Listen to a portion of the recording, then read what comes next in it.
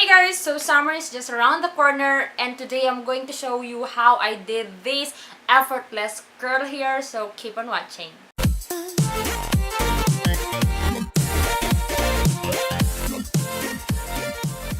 Welcome back to my channel guys, and if it's your first time to come here on this channel, I encourage you to click the subscribe button down below here, and beside the subscribe button there is a tiny bell button, and if you click that you will be notified every time that I upload videos here on this channel. As I've said on my intro, this curly hair is super duper simple to do. All you need is a hair tie, a hairbrush, and a curling iron. I got this from Lazada, and this is the easiest tool that you can use whenever you curl your hair. Alam nyo naman ako, hindi ako nagka-curl ng hair ko, puro lang ako, kung ano lang yung style ng hair ko, yun na yun. Kasi hindi ako marunong mag-curl, but with this tool, sobrang dali lang niya. As in, itong look na to guys, first time ko lang siyang ginawa in front of the camera, so, ayun. Alam nyo na kaya nyo rin. Kung kinaya ko to, kaya nyo rin to. Kasi, ang kagandahan kasi dito sa ano na to, curling iron na to, meron siyang lock na ganyan guys. Ayan. So, iniipit mo lang yung hair mo dyan, and then, tsaka mo na siya i-wrap. Ayan. So, super duper simple. So, I will be teaching you how I did this look.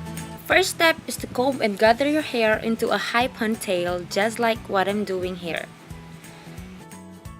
Then divide your hair into two parts and enjoy dividing your hair. Get a small section of your hair and start curling from the end. Slide and hold the lock of the curler and slip through your hair, then start rotating.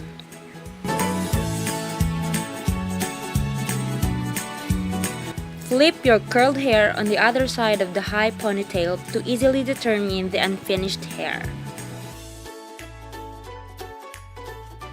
Repeat the process until you're done with all your hair. Then remove the hair tie and spray your favorite hairspray.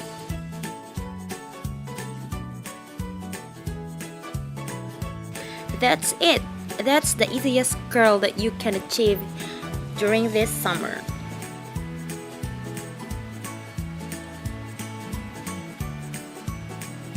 Isa din na maganda sa tool na to guys is this part. Ito yung papunta sa cord.